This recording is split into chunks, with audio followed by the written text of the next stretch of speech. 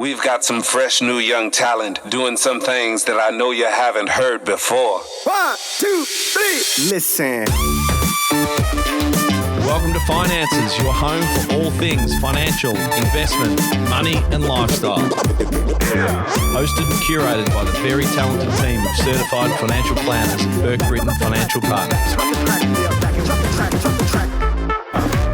This is the Finances Podcast, episode number 70. Today, joined by three guests, three people that have lives have intertwined through sports, academia, business community for the better part of 50 years. I think you said that this morning, Peter, or yesterday.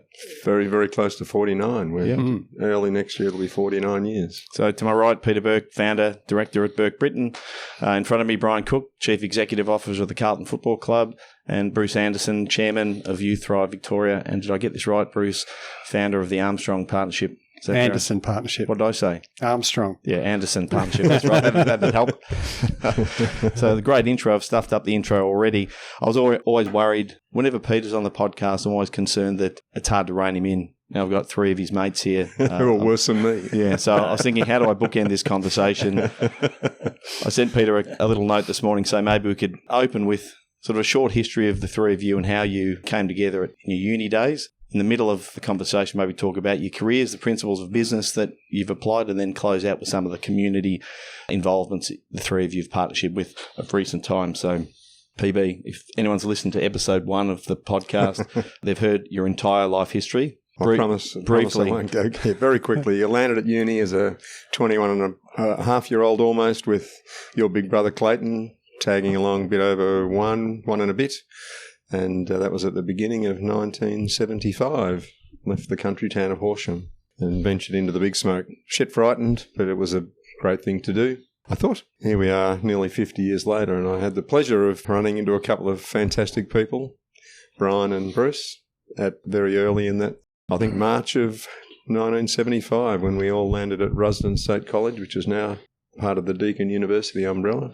Well, I remember back a little bit further than that, is that we went to a camp down at Banksia Peninsula in Gippsland, and I do remember you two blokes hitchhiking, walking into the pub at the middle of that camp. Oh, that was pre-uni day, wasn't it? It was like an orientation camp. Yeah, it certainly oriented me to what was going on. I didn't go. You're a naive country boy straight out of year 12, mate. I can't remember that. It was a hell of a trip back from the pub. I'm going to say I'm not going to remember a lot of today, actually. It's a safer thing not to remember. Yeah. So similarly, I turned up at Rusden. I grew up in Hamilton, and I'm interesting, country connections. My mum grew up in Horsham, so she knew Peter's mum and his dad. But, for me, it was really big. I remember my dad let me drive across town and drop me off where I was boarding, and I had a push bike to get to and from uni, which was about, I don't know, in those days, 3 miles away. And we were just talking about it this morning. I was the last person to get a spot at Rusden, so I was officially the dumbest that turned up. But one of the best decisions ever made was to go to Rusden and found my tribe. And we were talking about it this morning, and there were 7 of us that were mates, and 5 of us were from the country. And Cookie was an outlier, and another bloke lived right in the middle of the city in a private schoolboy. It was quite different to the rest of us, but we were friends and still in contact with one another. Absolutely. When you say Cookie was the outlier, is that because you were a big city boy? You're in Melbourne after being raised in Scotland? Yeah, no, I was a city boy. I was actually born in Scotland and bred in South Melbourne and Box Hill, basically, and a bit of Blackburn. So, yeah, I rolled up with these guys back in 75. I actually forgot the year until I asked Peter this morning. But I did the matric in, I think, 73, and I had a year at Toorak Teachers College, which I didn't like. I was one of 32 students in the primary school teaching certificate, and I was the only male, and I found it really, really difficult. I found the teaching good, but I found that just being part of that 1 in 32, being a real minority. Anyway, I actually got into, then I changed my direction. I went into phys ed teaching at Rusden and met these guys. There was a group of, probably 6, 7, 8 of us that kept we had our own sort of gang, I suppose, is the best way of putting it, and we kept together. Cheap meals over at Monash. We had cheap meals, and, we always found a way of getting through our exams and passing, Collaboration, mate. We were a very inclusive group. Before our times, collaborating in exams. Rooster reminded me of one of our exams that I was sitting in the middle of the three of them, and I remember halfway through the exam I just made the comment to both, one of you two have got this wrong. And he wasn't sitting next to me. So what was the appeal of, were you all doing the physical education component of the Bachelor of Education, or was it just a Bachelor of Education? What was it? It ends up the qualifications are Bachelor of Education, but we went there to study phys ed and get around with all the other jocks. There were some significant sports people amongst our colleagues. We're chatting today. One of our mates from those days might be his last week on earth, and he was the Victorian decathlon champion, and we had league footballers, and we had great tennis players, and then we had blokes just like me that could get a kick of footy in the country, and that's about the only players. Well, Cookie was one of those league footballers. Yeah, he was. I was a very, very average reserves player at Hawthorn at the time. I was a lot better than us, mate. A lot better than us. When I arrived at Hawthorn, arrived at Rusden. I was playing for Hawthorn. I was married. Yeah. And I had an FE Holden that had smoke coming out of the bottom part of the floor. And I was we had no money whatsoever. You're very well positioned. And being a reserves player at Hawthorn meant that you got I remember my first cheque that I got from it was $180 for the year. Oh, God. I got more than that playing at Oakley. There you go. Yeah, probably in the reserves. I asked you this yesterday. Did you and Cookie play against each other? Did you play VFA at all, mate? Yeah, no, I played for Box Hill. Yeah, what years did you play? Oh, golly, you got me there. 73-4 would be. Okay, I didn't go to Oakley until 76, I think. Yeah, so my last 2 or 3 years at uni, I was at Oakley. So. Yeah, first division though, Oakley, and Box Hill were on the bottom of the second division when I was there. I played 32 games for Box Hill seniors as a youngster. I was 18 or something, and we won one game. I went back there to give a talk one day to the Box Hill. They asked me back, and I spoke to their sponsors, and I was handed a huge photograph of the team of that day that won one game in 32. It was quite a standout. Yeah. No, not really. I think it's worth adding, though, that Cookie was so determined to play league footy. I mean, that's the thing that stood out to me in our 4 years. He was just so determined to play league footy. And years later, I think we all got to know David Parkin, but people do. And David's view of Cookie was he's the hardest worker he's ever had in any footy club, but just not quite got it. So didn't leave anything behind. You're a bit stiff, mate, weren't you? You went overseas, one of the uni break, and went deep. Asia, came back with a parasite in your guts. Came back with Giardia and lost about 10 kilos. I was going to say you lost a massive... Well, you were a different bloke. I remember seeing you when we came back. You looked like you'd faded away. And I lost a lot of weight. That buggered things up a bit. Made it a bit hard to be competitive. Yeah. And I was young at that time. I think I was 22 or something. Can't remember. But I shouldn't have done this. But between seasons, I did a 30-day tour of Thailand through what was known as the Australian Union of Students, who went bankrupt at one stage, but we jumped on a bus and we basically did 30 days. We went around the outside of Thailand, and people just didn't do that. We went into the Triangle and Chiang Mai, and it was a dirt road then. And I always remember going to a restaurant. And I asked for steak in Chiang Mai. And how do you spell that? And this was 1976 or 7, I think. Anyway, maybe 78. And I remember them serving me this piece of something. I just couldn't eat it. I felt it was monkey. I actually felt it must have been monkey. Well, they tricked you. It's interesting that time as well. So my other recollection of that time, so I had the good fortune to pair up with Peter and do teaching rounds together. Great times. Yeah, they were really good times. But the thing I remember most about Peter is that he was really battling. As a young dad, Lynn and Heath down in Melbourne, really battling financially, even though we had studentships, but it was just really tough. And, he had night jobs, he had weekend jobs, he was playing footy for money and doing all those things. But he was just really good fun to be around. in the midst of all that. And our teaching rounds were fabulous. We had a guy called Tony Harold who was a lecturer at Phys Ed at Melbourne Uni, and he showed that much confidence in both of us that he went on long service leave and they didn't replace him, and we just did it together.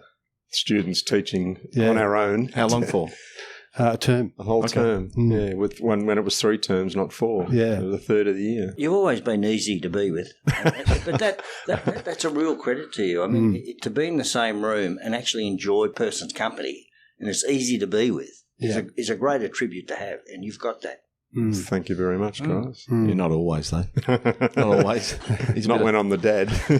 and the business partner. And on the education front, you didn't all go on to teaching roles, did you? Cookie, you went... This will be a good story. No, I think I would have been a reasonable teacher, but I went on to do a master's degree, and mainly because I didn't know what to do.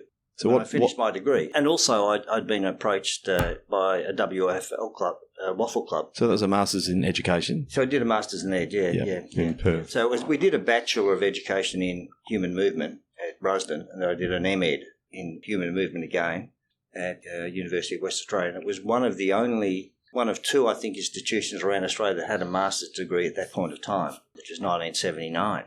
And I took the path of doing it by coursework, and most of the coursework wasn't in the science area. It wasn't physiology and so forth. It was more around the sports admin side.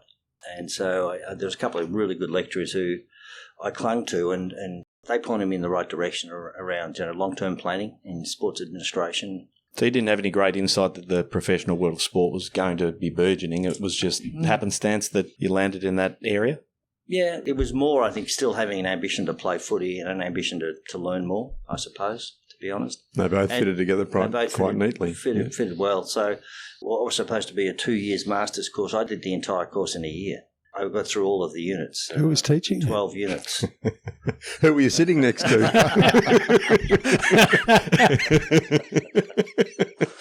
Well, there's probably some truth in that.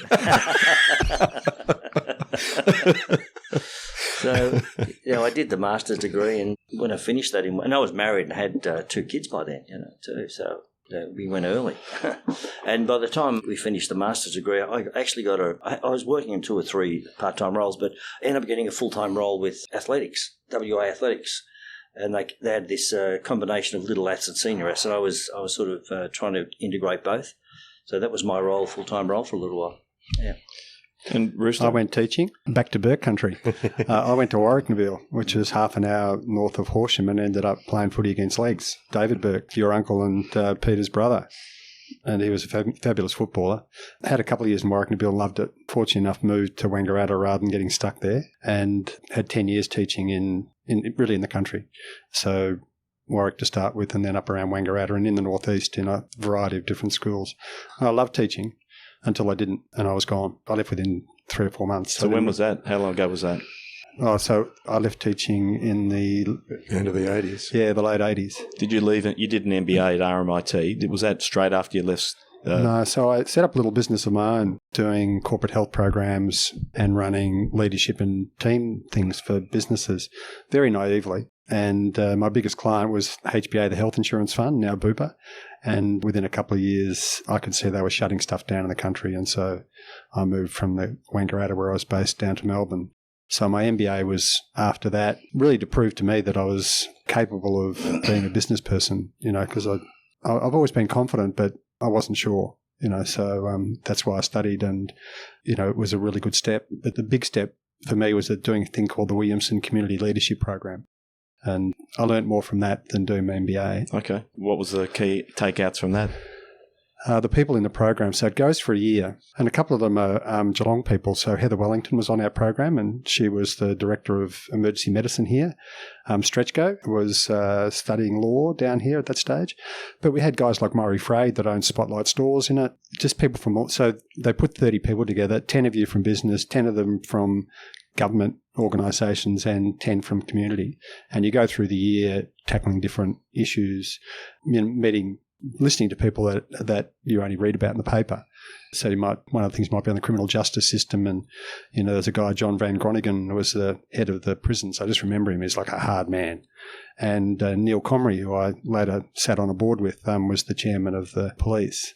And I was just so naive when these guys spoke about the evils that part of our community. That was, mind-blowing for me. And then, just that was the thing. And you were confronted with things you didn't understand and would build an opinion on. And then, we were mainly left-leaning, but had some real right-wingers in it as well. So it was really that learning that issues. So I came from the country. I'd lived my life, nearly all my life there, and things in the country are very black and white. That's right, that's wrong, those sort of things. And I learned from this program that life's grey. Lots and lots of it. Yeah. It's interesting you talk about how you evolved from uni to Warwick Nabil and then into business. But I remember back to when you got Warwick Nabil, and all I wanted to do when I finished uni was to get out of the city and get back to a small country town. I applied for every small country spot that was available, and you get bloody Warwick Nabil, and I get sent to this damn city called Geelong. It was just, what? How the hell did this happen? And I promised Jay's mum, my wife at the time, that I promised 2 years, that's it, and we'll find a country spot. Anyway, and that's now Geelong has been home for almost all of your life. I think Jay was one and a bit when we landed here at the beginning of 79. Your big brother was ready to start primary school, 5 and a bit. And Geelong's become home. But like you, Bruce, I got to the point, like Cookie, you wanted to find what you wanted to do, and footy got you to the studies. We both taught, and you said when you loved it, but then all of a sudden you realised you didn't love it. I was the same. I got to the point. All of a sudden I realised that I just didn't have the passion for it anymore, and the kids deserve way more than someone who was just turning up for a paycheck. Yeah. And when you think, I'm looking at 50, 55-year-old teachers just hanging around for retirement, waiting for the end of their work life and turning up just to pick up a paycheck. I don't want to be seen like they are. So I think I was 40 when I decided I wanted to get out, and I was gone by my 41st birthday. And that was 16 years I lasted. So different teaching careers beyond our 4 years together at college. Yeah. But there's some correlation there, because I don't know whether Cookie was the inspiration for you to maybe move down that sports management path when you and David Matthews headed up the road. Maybe was it David Parkin that you actually went to? David was one of our lecturers. Yep. Yeah, exactly right, at Deakin Burwood. So I was lying in hospital after my first hip replacement. I just had my 41st birthday in November. And David Matthews, who was a mate, I was coaching the Geelong interleague side, and he was the GFL general manager at the time as a young buck, straight out of uni. And David came in to visit me in hospital and said, guess what? I've just found this course I'm going to do next year, this Masters in Sports Management. I said, shit, I've just got a letter to say that they've accepted my redundancy. I need something to do. I might do it with you. So, and again, because, Cookie being in sports management, I guess that was one of the things that you think about, an area you'd like to work in. So you definitely weren't thinking financial planning. No, it was not even on the radar. I'm going to do this course because I think if I want a career other than teaching, I'd like a career in sport. Well, thank goodness I didn't get it, because I know how much time you put in, Cookie. It's just a 24/7 consuming task. I had the pleasure of still doing lots of sport stuff, but as a hobby and as a pleasure rather than it being a demanding job. And I then accidentally, after I ran out of money, first year at uni, was okay, and then all of a sudden you got no money left and I needed a job. And one of our very good mates, my mate from year 7 days in high school, Bruce Leslie, who's still one of my very best mates, happened at the time to be managing GIO for Victoria. And he said, well, I can get you a gig. I'll introduce you to the local manager, but you've got to promise you'll stay for at least 2 years or you'll embarrass me. And that was at the beginning of 1996, February. I walked in the door, 20th of February, 1996. Jeez, you've got a good memory. Yeah. Well, I had to cram some of the diploma of financial planning stuff, otherwise I wouldn't get in. So I think I did 3 units, over the summer break, and then went back and said I've got them, 3 of the 8 units. And Richard Hughes, who's also a good friend and client and still, from Hamilton. And a Hamilton boy as well. He said, well, I guess if Bruce Leslie said you're okay and you've got some diploma units already, I guess I have to give you a job. And for the first 3-4 months, I shit myself. I had no idea what I was doing. I was terrified. I was a fish out of water completely. But gradually, you find your way. You find, and doors open.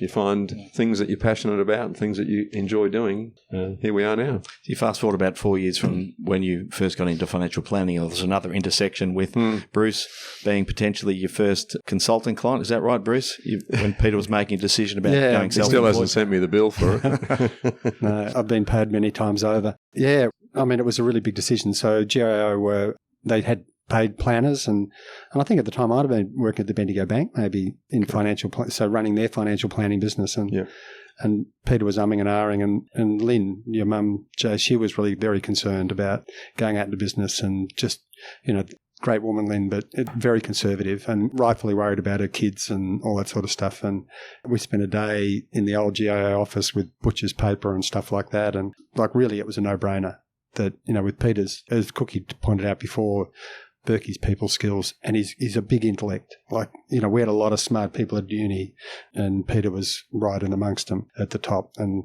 Cookie and I were hanging off the back, just hanging on. You're too kind. But so those things came together, and it's the best decision that his clients have ever had made for them. Even if it was 20, 30 years ago, he's just made for this sort of work. There was another intersection in our business. I can't remember when, in the 2000s it was, PB, when I came on board, maybe 2002 and beyond, and you handed me a book by Jim Collins, Good to Great. And I'm not sure whether we were trying to work it out yesterday. I know there was a book, Cookie, that your old club produced, which was called Good to Great. And I'm assuming, I'll make the assumption that was born out of Jim Collins' philosophy on business. I wanted to touch on, maybe for all of you from a business point of view, what sort of philosophy, business philosophy and individual philosophies you've used in your business successes.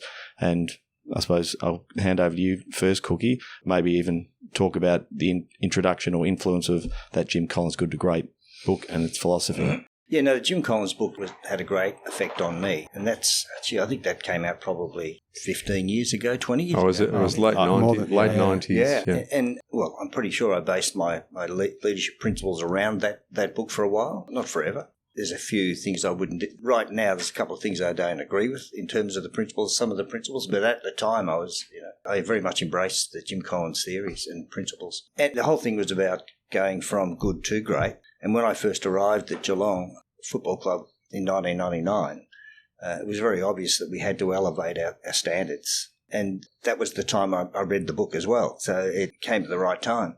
Its principles were very much around developing a level 5 leadership, which is about ensuring you have not got arrogance, there's no hubris, you concern yourself with accountability of people, but at the same time provide a lot of support.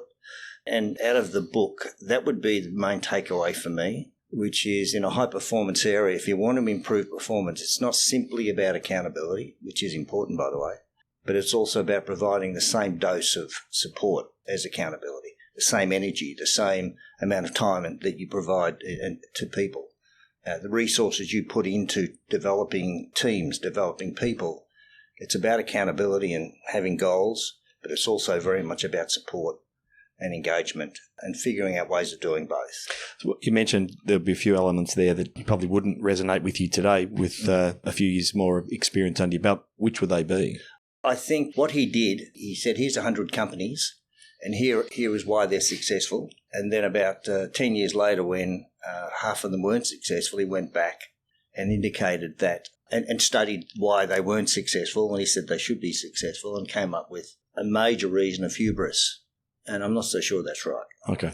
I think it's more complicated than that. I think, Cookie, you'd agree, though, like those sort of the philosophy, whether it be business or life philosophies, I mean, none of them are completely right and none of them are completely wrong. No. And, taking from Jim Collins' Good to Great, there are pieces of that are gold, but there are pieces of that probably don't apply. Yeah. And they may have applied 20 years ago, but they don't apply now. And I think that's probably the challenge in leading. Yep. Is to actually pick the best pieces, learn from, pick the best pieces. I mean, your life, with a variety of different business roles, Bruce, like moving to different organisations and picking up what you've learnt previously and adding value, but also learning from the new place how you can be better. I think that, that's all of us. We've just got to keep learning. We've got to keep improving and changing and not believe that we know and therefore it's right. Like if we continue to challenge our own thinking and our own awareness, then we will continue to improve, which means those around us have got a chance to improve as well. Well, I think we showed that in the last 5 minutes of our breakfast this morning.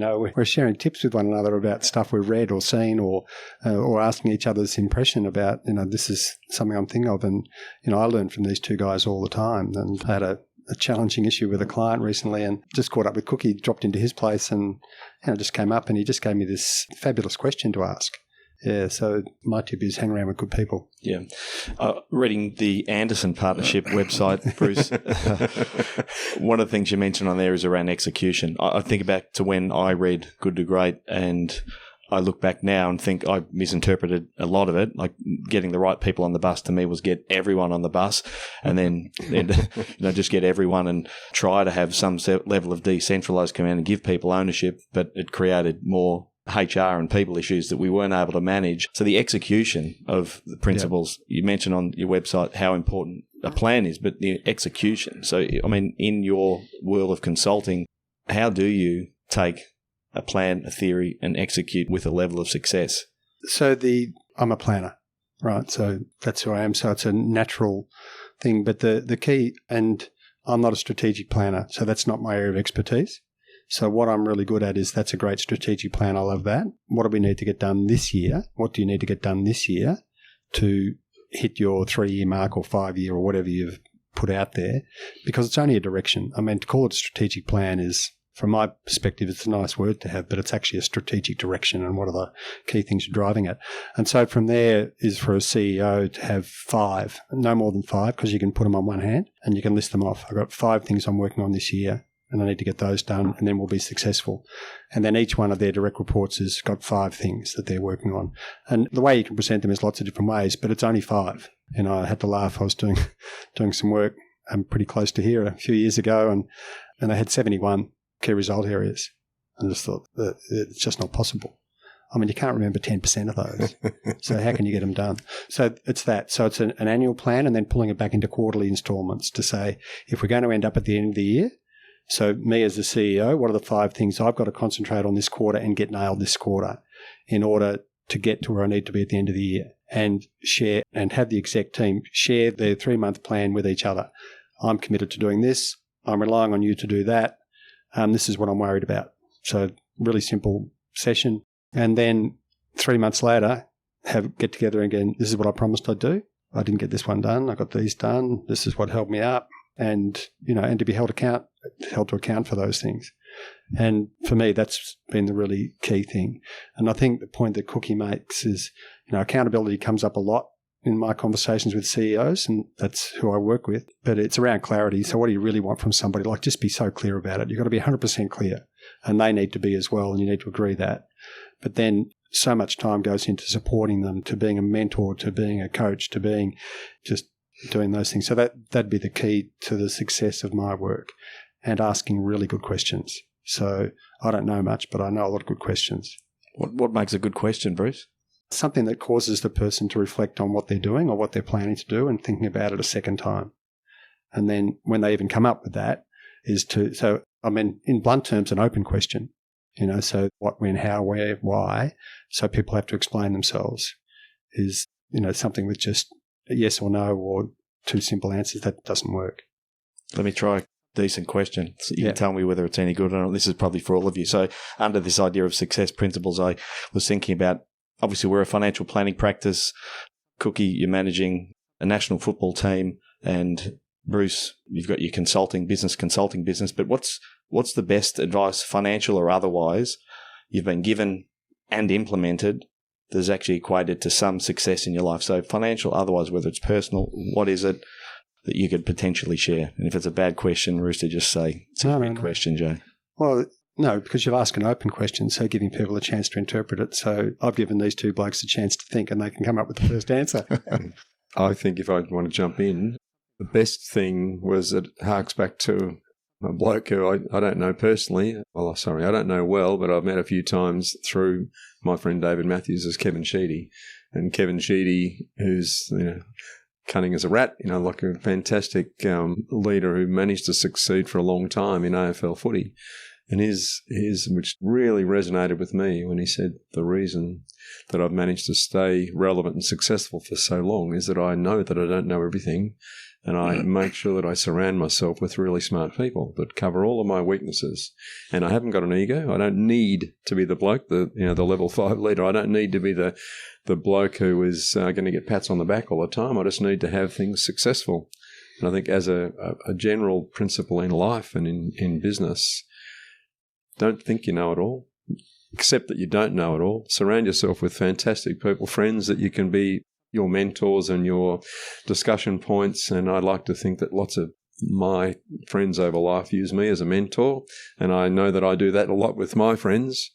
And I think if you can accept the fact that you don't know it all and you need to have good people around you that can fill in all the gaps, and I think we've pretty much done that in the business here. We bring really good people in to fill all the gaps. And I know that I'm shit house at a number of things. I'm happy to put my hand up and say that because others can get the credit for those things that they do really well. So that's a long answer to a short question. But I think that, to me, is a life, business, sports clubs, general principle that I think is really relevant. Sorry, Cookie, your turn. Like you, it's about people. It's not simply about finance, but a very simple learning was, just make more cash than you spend. It's pretty simple. We may have all these complex structures around finances, and that was a key one. And the other one, particularly through football, when we had all the stadium developments and clubs getting into debts to do that, was, don't grow yourself into bankruptcy. So I kept a really good eye on, our debt, our repayment schedule, how our finances over the next 5 to 10 years are having to pay off debt, and link that up with a relatively conservative growth plan rather than saying we can actually pay this debt off with as long as we make 10% increase each year, which, is very, very challenging, boisterous. Okay? Yeah. So I went down the conservative model, long-term growth, and ensuring each year we actually made more cash. We had more cash coming in than going out. Yeah. Pretty simple. It is simple, isn't it? Yeah. I was going to say that simple philosophy of cash flow management, applicable to, from a business point of view, applicable to an individual. And one of the things that I've heard probably you say and a few of the other advisors here on a business and personal front is that it's very easy to grow into an income, but it's very hard to grow out of expenses. When you continue to grow at the same pace as your income, it's very hard to then wind that back later after the fact. Bruce, if you've had 5 minutes to think now. Yeah. So I'm going to probably answer the previous question and this one at the same time, and because I think the other ones, yeah, will. I learnt the important things in life at home. So hopefully I won't get teary. I'll be copying Burke then. So my mum and dad were community leaders, both were, and so as the kids went through schools, guides, netballs, all those sort of things, my parents were involved and made a really big contribution in all the community, in our community broadly. And they were based around respect for others, and respect was by listening to them. My dad was not always good at it, but that was the key thing. So when I'm asked, what's been your success, I'd say I do look back now and go, I'm really proud of making my contribution to my community, to my family, to my business or businesses that I've worked in, my friends, and that's been the secret. And it's no surprise, it's a plan. So I do look at that every year and just go through, so how am I going on these things and what's working and what's not? And there are some things that didn't work. So, unfortunately, like the other two, I had a marriage that didn't work, and that was a huge thing for me and really difficult. And I chose to make the change. But yeah, just living through the principles, and that comes from growing up in a Christian household and a strong church community which brought up all the kids. So the church had the footy club, had scouts, had boys clubs, had, things like that. So that's the foundation of me looking back now and going, yeah, I'm really proud of what I've done and I'm satisfied and I've got more to do. But if it stops next week, I'll be disappointed, but I'll be, hopefully the people around me will be glad I've been here. Following on from that commitment and contribution to community, one of the things I wanted to touch on today was some of the involvement that each of you had in collaborating on a couple of fronts. PB, I might get you to talk about the Future Generation program that we've been involved with for the last, I think I checked with Cindy before, I think it's 6 years now. Just before I get you to explain how that ties into the likes of Wombats Wish and Youthrive, can you take a guess at how much Burke Britton clients, Future Generation Fund and ourselves have contributed to community groups since 2017? $750,000, I think. About $841,000 in the last 6 years. That sort of stunned me. I'd not looked at the entire figures, so it's pretty amazing. So maybe if you touch on the Future Generation program, and then we'll hand over to Cookie to talk about Wombats Wish and Rooster Youthrive. Yeah, well, we had one of the businesses that we own for all of our clients is the Future Generation Company. It's a listed investment company. set up by a bloke called Jeff Wilson, who had this idea when he was in London some years back that he saw what was being done in London with these philanthropic businesses where all the people or the businesses that threw their assets into this listed investment company did so with an understanding they didn't keep management fees, that those management fees were allowed to be allocated to charities of the choice of the people running the fund. And after having been in this investment with our clients for quite some time, chatting to our share broker, it just was in conversation, just said, I reckon it's worth talking to FG, the company, because you've got some scale now and maybe they might be prepared to let you guys have some control over what you do with the funds that are available each year. And the FG business, it's handed over millions and millions of dollars across the last decade or so. Anyway, so I met with the chairperson at the time and Jeff Wilson in Melbourne, and they said, yeah, well, you guys have got some scale. Actually, let's go through a process. So they gave us approval, and that first year we had just under $150,000. We were told, and I didn't really know what the amount would be, but we were given, and it was sort of out of the blue. We'd met with them. They came back and said, yes, you can. We had just under $150,000, and I thought, wow, shit, that's pretty significant, and we can control where that goes.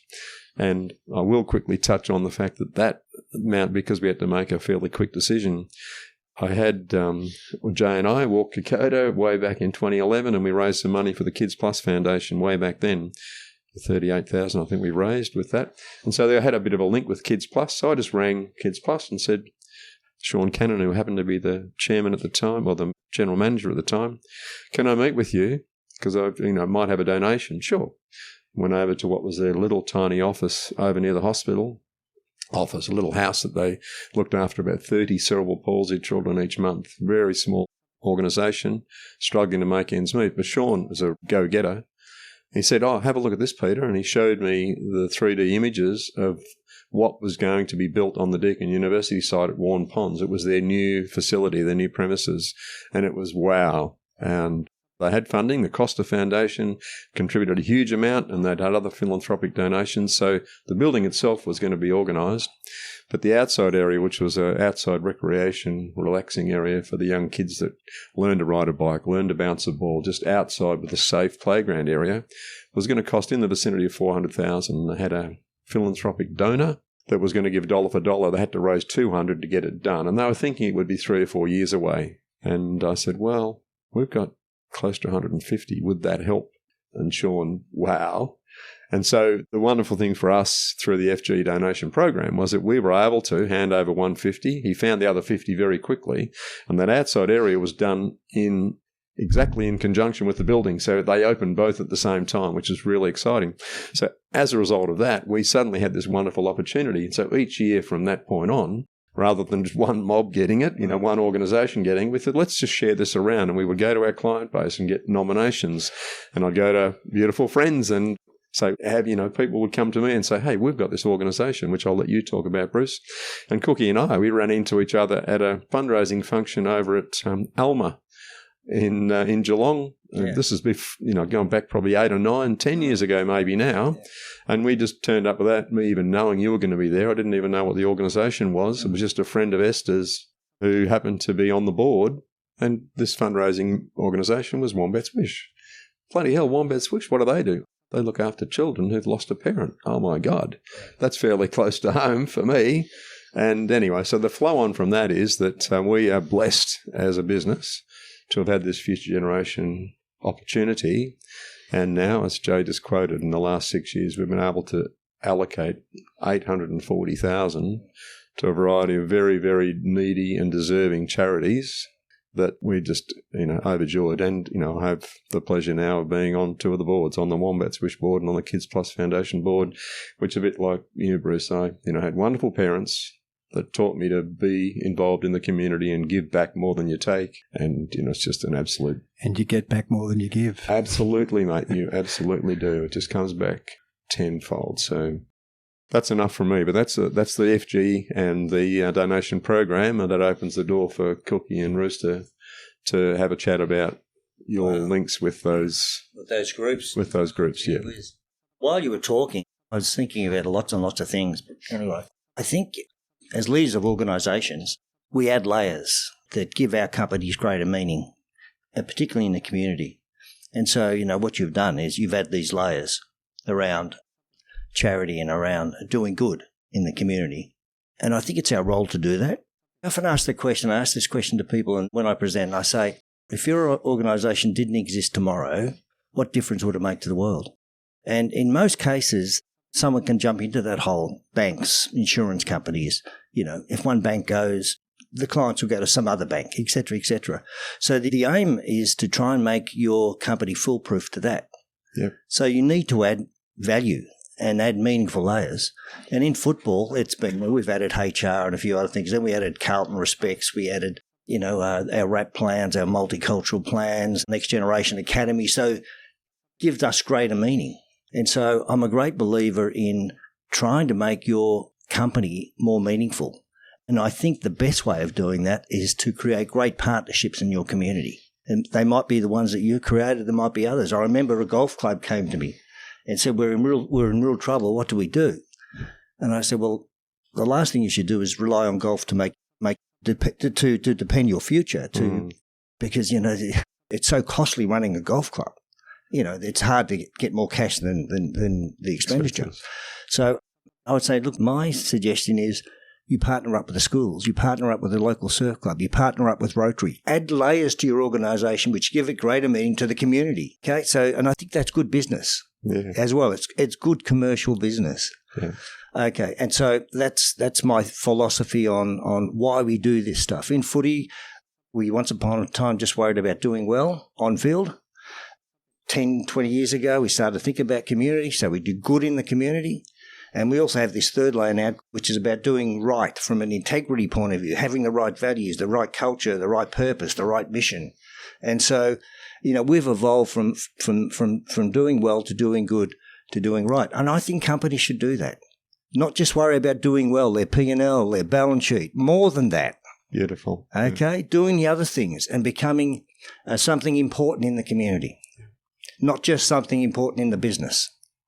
That's a fantastic Okay. point. Yeah. So put that to the side. I've been with Wombats Wish for, I think, 10 or 12 years now, where Peter's part of the board there. I'm the patron of Wombats Wish. I lost my mum when I was 9. She took a dose of pills, and at that time there was no grief counselling available, really, for kids of 9 years of age. There was no help at all, really. I think the only person that helped was probably my dad, and he wasn't great at it, And so we have services now. We have trained support staff to look after particularly the younger kids who lose their parent or parents through natural or non-natural causes.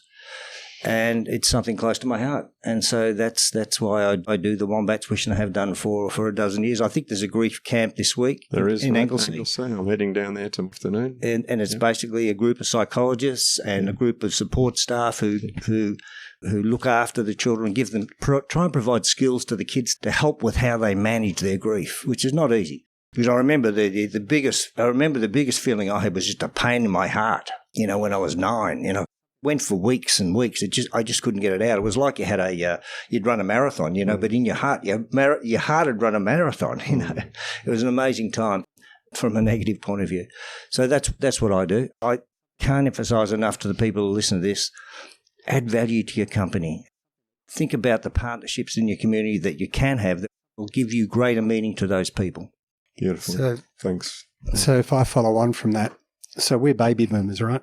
And I could make a couple of really rude remarks about what that means, but and some of them are funny, but not in this audience. But the thing that we met each other studying a Bachelor of Education, and I was a pretty good teacher, but not a great teacher. And I've learned a lot about adolescents and young people since I stopped teaching. And so I've been involved ever since, so it's more than 30 years, with disadvantaged young people in the community. So it started off as early intervention program for young blokes, 14 to 16, probably like Peter and I might have been at the same, or Peter anyway. In a country town in particular, the cops know who they are. They're not yet in a lot of trouble. The school doesn't know them quite so well because they don't come that often. And they really are, they've got this fork in the road. And we used to work at that, a thing called Typo Station in Northeast Victoria. So that's where it started. And as I got towards the end of that, I had the good fortune to be invited onto a scholarship program for disadvantaged state school boys. And this has been now running for 80 years. You know, a guy put aside £800,000 40 years ago, and it's now $10 million. And it provides scholarships for 10 young men from disadvantaged backgrounds from state schools every year. And I spent 15 years in that, 10 as the chair, and I got to see the impact of education on individuals, families, generations and communities, because I got to meet some of the old blokes that had gone through the program. And typically after the Second World War, these were boys whose dads were killed in the war who died soon after. So they got scholarships. They've gone on to do amazing things in their work, and each subsequent generation is the same. And to a person, they've done stuff in the community because somebody gave them a chance. They don't know who they are. They've never met them, but they gave them a chance to help them to go to university, which they wouldn't have got to. And that's especially so at the moment. Kids in the country, it's really difficult to go from a country town to a city and the university and live and go to uni. It's just so expensive and so difficult. So after 15 years there, I joined a group that's now called Youthrive Victoria, and we provide scholarships, mentoring, leadership programs, and also go back into schools and help Year 11 and Year 12 kids, keep them engaged in school and finish Year 11 and Year 12. And interesting enough, one of the areas that kids become disengaged in school, which is I found extraordinary when I heard it, is grade 5. That's the first time they start to get disengaged. So our young people had seen this and they said, well, we're going to put together something, and we run a program called Dream Seeds in primary schools. So it's young people helping young people. And that's the essence of our organisation. So we provide scholarships, and Burke Britton has provided a scholarship to a young woman from Wodonga who will be here in Geelong studying next year, her second and third years. So she wouldn't otherwise have got to university. Like, it just wouldn't have happened. So why I talk about the baby boomers is I've been providing a scholarship through my business, and I just realised I don't even have it on my website for the last 4 or 5 years, and it's 30 grand, right? So it's 10 grand a year for 3 years. And I provide a bit of money to other things through the business as well, and then do so personally. And I state that because I'm a baby boomer. I'm going to die with more money than I ever thought I'd have. And my kids don't need it all, right? And so for the baby boomers listening to this, we've got enough. You know, so what's the impact you want to have while you're still here? You know, what can you do? And I'd love it to be Youthrive. Have a look at our website. But find something you're passionate about. You know, it's Wombats Wish or Kids Plus, or there's something where we can make a contribution now, either around our expertise or our money or both. And that's the legacy I'd love the baby boomers to leave behind, rather than wealthy kids. Our kids, my kids, Peter's, Cookie's kids, they'll be okay. They'll have enough. But some other kids or individuals don't. And that's where we can play a role now, and not just through our will. It's so interesting. Just jump from Wombats Wish Youthrive over to Kids Plus.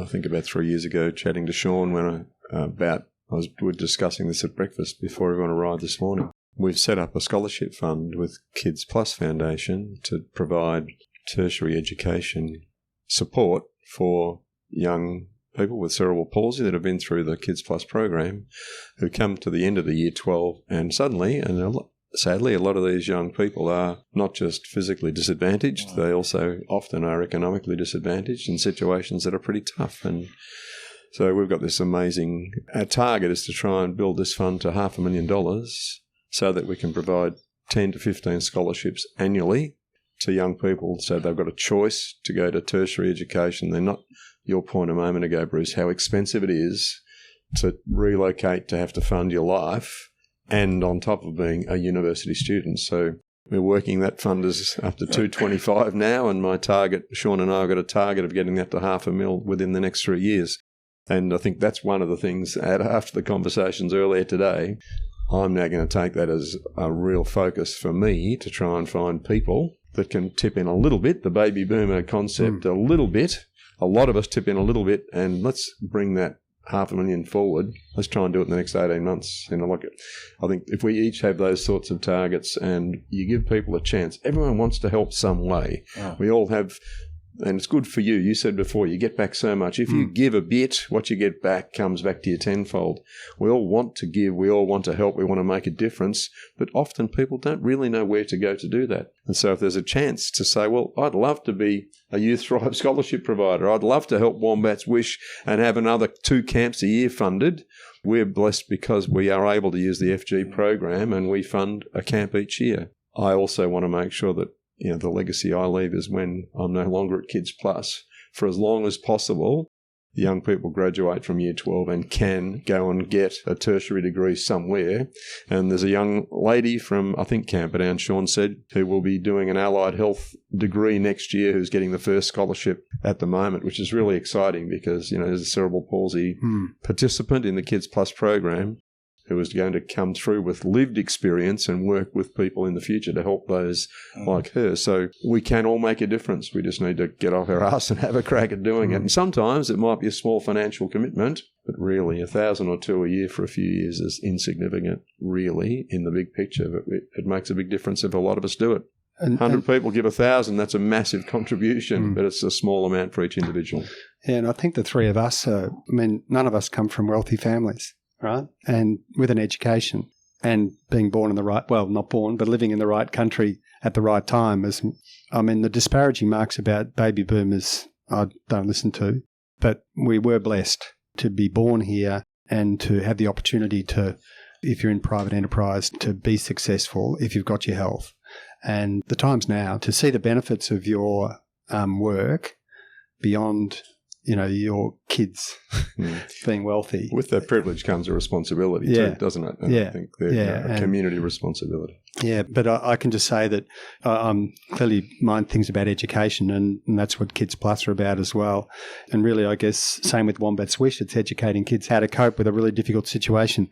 But I can say by seeing the Dafford Lewis and seeing the impact it's had, so just even more recently, some of the young blokes or young people, they're not all blokes, Afghanis, South Sudanese, that these people can bring amazing attributes to our country, but they need an education and they want one. And so to support those, clearly I'm passionate about it, Jay. It's good. It's good. It's a good cause. Listen, I'm mindful of time, but I suppose I just wanted to firstly thank the three of you for making the time to have a chat on our little podcast. Cookie, I like that concept of adding layers to your business, adding layers to your life and adding layers to other people's lives. So it was very much an honour to sort of be a fly on the wall listening to 50 years of friendship and contribution to community and to business. So thank you all for making the time. If we ever get a chance again, I'd love to do a round 2 or round 3 with the three of you. But again, thanks for making the time. It was great to be part of it. Thank you. It's been good. It's been really good. Thank you. And thanks for your friendship, guys. Thank you. We hope you enjoyed today's episode.